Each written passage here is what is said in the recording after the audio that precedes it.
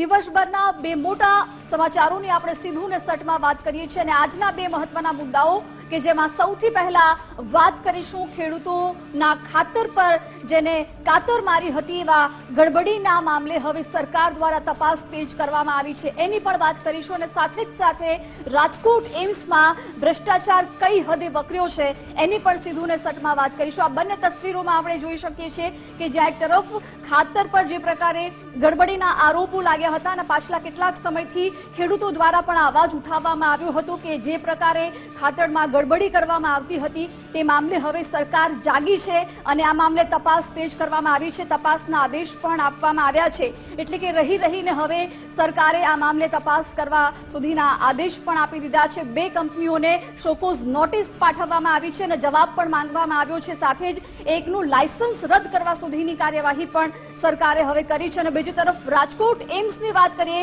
કે જ્યાં પૂર્વ ડિરેક્ટર છે એ વિવાદમાં જોવા મળ્યા છે કારણ કે તેમના દ્વારા ભ્રષ્ટાચાર આચરવામાં આવ્યો છે। તેમનો પુત્ર કે જે દિવ્યાંગ છે તેને ફિટ બતાવવામાં આવ્યો, સર્ટી બનાવી લેવામાં આવ્યું અને તેને અધિકારી પણ બનાવી દેવામાં આવ્યો છે। ક્લાસ 2 અધિકારી દિવ્યાંગ દીકરાને બનાવી દેવામાં આવ્યો એટલે વિચારો કે રાજકોટ એમ્સમાં કેટલી હદે આ ભ્રષ્ટાચાર આચરવામાં આવી રહ્યો છે। અગાઉ પણ રાજકોટ એમ્સ છે વિવાદમાં આવી ચૂકી છે અને વધુ એક વખત રાજકોટ એમ્સ વિવાદમાં આવી છે અને આ વખતે વિવાદનું કારણ છે આચરવામાં આવેલો ભ્રષ્ટાચાર અને એ પણ પૂર્વ ડિરેક્ટર દ્વારા સુપ્રિન્ટેન્ડન્ટ દ્વારા સહી પણ કરી લેવામાં આવી છે। દિવ્યાંગ દીકરાને ફિટ હોવાનું સર્ટિફિકેટ આપી દેવામાં આવે છે, એની ઉપર સાઇન કરી દેવામાં આવે છે અને ક્લાસ 2 અધિકારી બતાવી દેવામાં આવે છે।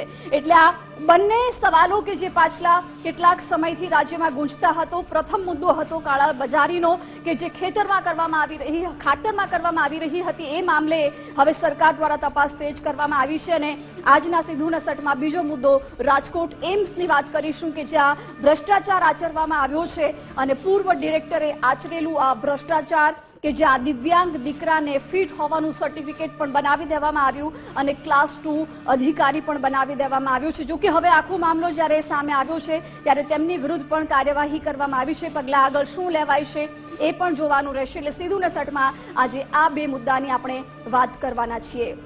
રાજ્યમાં સૌથી પહેલા ખાતર પર જે પ્રકારે કાતર વગાડવામાં આવી હતી, કાળાબજારી કરવામાં આવી રહી હતી, અલગ અલગ એસોસિએશન દ્વારા જે પ્રકારે કાળાબજારી આચરવામાં આવી રહી હતી એની અનેક ફરિયાદો રાજ્યભરમાંથી ઉઠી હતી અને એટલા જ માટે હવે સરકારે આ મામલે તપાસ શરૂ કરી દીધી છે। તપાસ સોંપવામાં આવી છે। રાજ્યમાં ખાતરના વેચાણ અને અછતની ફરિયાદો આમ પણ પાછલા ઘણા સમયથી ઉઠી હતી જેને લઈને હવે સરકાર દ્વારા આખરે તપાસ સોંપવામાં આવી છે અને તપાસ છે એ સોંપવામાં આવી છે GIICLના MD વિજય ખરાડીને સોંપવામાં આવી છે અને અત્યાર સુધીની કાર્યવાહીની વાત કરીએ તો બે વિક્રેતાઓને વેચાણ બંધ કરવાના આદેશ આપવામાં આવ્યા છે। જામનગર અને ભાવનગરમાં જામનગરના ગુજરાત ફર્ટિલાઇઝર્સ ડીલર્સ એસોસિએશનને શોકોઝ નોટિસ પણ પાઠવવામાં આવી છે અને જવાબ માંગવામાં આવ્યો છે। ભાવનગરના ગુજરાત ઓનિયન ગ્રોવર્સ ફેડરેશનને પણ શોકોઝ નોટિસ પાઠવવામાં આવી છે અને 15 દિવસની અંદર બંનેને જવાબ રજૂ કરવા માટે જણાવવામાં આવ્યું છે। બંને વિક્રેતાઓને ખાતરનો જથ્થો ન આપવા માટે પણ સરકાર દ્વારા આદેશ આપવામાં આવ્યા છે। ખાતર વેચતી તમામ કંપનીઓએ જથ્થો સપ્લાય ન કરવા માટેના આદેશ પણ આપવામાં આવ્યા છે। MD વિજય ખરાડીને 1 મહિનામાં તપાસ પૂર્ણ કરી અને રિપોર્ટ સોંપવા માટે જણાવવામાં આવ્યું છે એટલે કે આખું જે તપાસ રિપોર્ટ છે 1 મહિનામાં તૈયાર કરી લેવાનો રહેશે અને ત્યાર પછી સરકારને આ રિપોર્ટ સોંપવાનો રહેશે। ખાતરના વેચાણમાં ગડબડી અંગે સરકાર દ્વારા હવે તપાસ તેજ કરવામાં આવી છે। GIICLના MD વિજય ખરાડીને આ તપાસ સોંપવામાં આવી છે। ખાતર વેચતી તમામ કંપનીઓએ જથ્થો સપ્લાય ન કરવા માટેના પણ આદેશ આપવામાં આવ્યા છે। જામનગર અને ભાવનગરના બે વિક્રેતાઓને પણ અત્યાર સુધી વેચાણ બંધ કરવા માટેના આદેશ આપવામાં આવ્યા છે। સાથે જ શોકોઝ નોટિસ પણ આ એસોસિએશનને પાઠવવામાં આવી છે। ભાવનગરના ગુજરાત ઓનિયન ગ્રોવર્સ ફેડરેશનને પણ શોકોઝ નોટિસ પાઠવવામાં આવી છે। બંનેને 15 દિવસમાં શોકોઝ નોટિસનો ખુલાસો કરવા માટે પણ જણાવવામાં આવ્યું છે એટલે કે બંને હવે 15 દિવસની અંદર જવાબ આપવાનો રહેશે। બંને વિક્રેતાઓને ખાતરનો જથ્થો ન આપવા સરકારે આદેશ આપ્યા છે। ખાતર વેચતી તમામ કંપનીઓને પણ જથ્થો સપ્લાય ન કરવા માટેના આદેશ આપવામાં આવ્યા છે અને સાથે જ જેને જવાબદારી સોંપાઈ છે તપાસની એવા MD વિજય ખરાડીને પણ 1 મહિનામાં તપાસ પૂર્ણ કરી અને આ રિપોર્ટ સોંપી દેવા માટેના આદેશ આપવામાં આવ્યા છે। પાછલા ઘણા સમયથી જે પ્રકારે ખેડૂતોમાંથી પણ રાવ ઉઠી હતી, ઓછું ખાતર મળતું હતું અથવા અઠવાડિયા સુધી લાઇનમાં ઊભા રહેવા છતાં પણ ખાતર મળી નહોતું રહ્યું, ખાતરની ઘટ હતી એટલે કે અછત પણ હતી અને ક્યાંક ખાતરમાં ગડબડી કરવામાં આવતી હતી. આ બંને પ્રકારની ફરિયાદો મળી હતી. અને આ તરફ જામનગરમાં પણ ખાતર વેચાણમાં ગોલમાલ થતી હતી. એ મુદ્દે હવે એક્શન લેવાયા છે. ગુજરાત ફર્ટિલાઇઝર્સ ડીલર્સ એસોસિએશનનું લાયસન્સ રદ કરવામાં આવ્યું છે. ખેતીવાડી શાખાએ 15 દિવસ માટે લાયસન્સ રદ કર્યું છે. ગાંધીનગર ખાતેની બેઠકમાં પેઢીની ક્ષતિઓ સામે આવી હતી અને આ ક્ષતિ સામે આવ્યા બાદ હવે પગલાં લેવામાં આવ્યા છે. કાર્યવાહી કરવામાં આવતા ગુજરાત ફર્ટિલાઇઝર ડીલર્સ એસોસિએશનનું લાયસન્સ રદ કર્યું છે. ખેતીવાડી શાખાએ 15 દિવસ માટે લાયસન્સ રદ કર્યું છે, જેને લઈને ખેતીવાડી નિયામકની ટીમે જે કાર્યવાહી કરી છે, પેઢીની ક્ષતિઓ સામે આવવાને કારણે હવે કાર્યવાહી કરવામાં આવી છે. ગાંધીનગર ખાતે બેઠક પણ મળી હતી. ગત પાસે જે ગાંધીનગર ખાતે ખાતર વિક્રેતાઓની બેઠક થયેલી, એમાં ગુજરાત ફર્ટિલાઇઝર ડીલર્સ એસોસિએશન જામનગરના ફોર્મમાં સટ્ટી માલુમ કરતા ગાંધીનગરથી સૂચના મળ્યા મુજબ અહીંયા ગુજરાત ફાર્મર ડીલર એસોસિએશન જે ખરું જામનગર, એનું લાયસન્સ હાલ 15 દિવસ માટે સસ્પેન્ડ કરવામાં આવેલ છે. અહીંથી એનો રિપોર્ટ ગાંધીનગર ખાતે મોકલવામાં આવેલ છે. ખેડૂતોને ખાતર પૂરતા સમયમાં મળતું ન હોય અને સરકાર એમ કહે છે કે ખાતર પૂરતા સમયમાં છે અને સરકારના જ ધારાસભ્યો પત્ર લખે છે કે ખેડૂતોને ખાતર નથી મળતું. આપણે વાત કરીએ તો હમણાં જ જામનગર અને ભાવનગર જેવા મેં સાંભળવામાં આવ્યું છે કે ખાતર ડીલરોને ચોક્કસ નોટિસ મારવામાં આવેલી છે. આવા વ્યક્તિઓને, ખેડૂતના હકનું જે લેતા હોય એવા વ્યક્તિઓને સરકાર જલ્દીમાં જલ્દી સજા કરી અને આગળ એનો નિકાલ લાવે અને ખેડૂતોને એનો હક. અને આ અંગે વિગતો મેળવીશું. ન્યૂઝરૂમથી મારા સહયોગી ધર્મેશ વૈદ જોડાઈ ગયા છે. ધર્મેશ, ખાતરની અછત અને ગડબડી વચ્ચે હવે સરકારે તપાસ સોંપી છે. ખાસ કરીને કંપનીઓને શોકૂઝ નોટિસથી લઈને લાયસન્સ રદ કરવા સુધીની કાર્યવાહી કરાઈ છે અત્યાર સુધી. જિજ્ઞાસા, ભાજપ સરકારની ભગીની સંસ્થા ભારતીય કિસાન સંઘે જ્યારે સમગ્ર ખાતરની અછત, ગડબડી સહિતના આક્ષેપો સાથે એક નિવેદન જાહેર કર્યું અને એ નિવેદન મીડિયામાં આવ્યું. આપણે ગુજરાત ફર્સ્ટે પણ ખેડૂતોની પ્રતિક્રિયા લીધી, કિસાન સંઘના હોદ્દેદારોની પ્રતિક્રિયા લીધી. પછી કૃષિ મંત્રાલય અને સરકાર જાગી છે. એટલું સારું છે કે એના તરત જ પગલાં લેવાયા છે અને કેટલાક જે ખાતરો વેચતા જે સંસ્થાઓ છે કે મંડળીઓ છે એની સામે કાર્યવાહીની તપાસ કરી છે. સ્પેશિયલ તમે કહી શકો કે અમુક સેન્ટરો, પછી ઉત્તર ગુજરાતના કેટલાક સેન્ટરો, સૌરાષ્ટ્રના, ત્યાં ખાતરમાં ગડબડીની આશંકા અને ખાતર કંપનીઓમાં વેચી દેવાનું પણ એક આખું કૌભાંડ ચાલતું હોય એવો આક્ષેપ કિસાન સંઘના હોદ્દેદારે પણ કર્યો હતો. આવા સંજોગોમાં અત્યારે આજે જે તપાસ નિમાઈ છે એ સારા સમાચાર છે કે તટસ્થતાથી તપાસ થશે તો આવું ઘણું બહાર આવશે. કારણ કે ચોમાસાની સિઝન છે, જગતનો તાત ખાતરની થેલી માટે એક તરફ એનપીકે ઇફકોના ખાતરમાં 130 રૂપિયાનો ભાવ વધારો એ મોંઘવારીમાં નડી રહ્યો છે, ત્યારે જે આ ગડબડી, ભેળસેળ અને કંપનીઓને વેચી દેવા ઉપરાંત ખાતર નથી એવા શબ્દો સાંભળવા, એનાથી ખેડૂત તો પરેશાન હતો. એવા સંજોગોમાં હવે તો મંત્રાલય જાગ્યું છે, કૃષિ વિભાગ જાગ્યું છે, કૃષિ મંત્રી પણ જાગ્યા છે અને જે તપાસના આદેશ આપ્યા છે એમાં તટસ્થ તપાસ થાય. કોઈ પણ હોય જેમાં લાયસન્સ રદ કરવાની, સસ્પેન્ડ કરવાની જે કાર્યવાહી કરી છે એ ખૂબ જ આવકાર્ય છે. આ તપાસ થવી જ જોઈએ, કારણ કે ખેડૂત માટે આ સિઝન છે, સિઝનમાં ખાતર મળવું જ જોઈએ. બિયારણની કોઈ સમસ્યા હોય તો એ પણ પૂર્ણ થવી જોઈએ, એ સરકારની પણ ફરજ છે. જી બિલકુલ ધર્મેશ, આભાર જાણકારી માટે. તો જે પ્રકારે ખેતીવાડી નિયામકની ટીમે કાર્યવાહી કરી છે અને 15 દિવસ માટે ગુજરાત ફર્ટિલાઇઝર ડીલર્સ એસોસિએશનનું લાયસન્સ પણ રદ કરવામાં આવ્યું, કારણ કે આ પેઢીની ક્ષતિઓ સામે આવી હતી અને ત્યાર પછી કાર્યવાહી કરવામાં આવી છે. બીજી તરફ એમડી વિજય ખરાડીને પણ તપાસ સોંપવામાં આવી છે અને 1 મહિનામાં તપાસ પૂર્ણ કરી રિપોર્ટ સોંપવા આદેશ સોંપવામાં આવ્યો છે. અને ભાજપ નેતા હિતેન્દ્રભાઈ પટેલ આપણી સાથે ફોનલાઈન પર જોડાઈ ગયા છે. હિતેન્દ્રભાઈ, સ્વાગત છે ગુજરાત ફર્સ્ટમાં. જે ખાતરની અછત અને ગડબડીના આરોપો ઉઠ્યા હતા, ભારતીય કિસાન સંઘે પણ જે પ્રકારે અવાજ ઉઠાવ્યો હતો, હવે તપાસ સોંપવામાં આવી છે.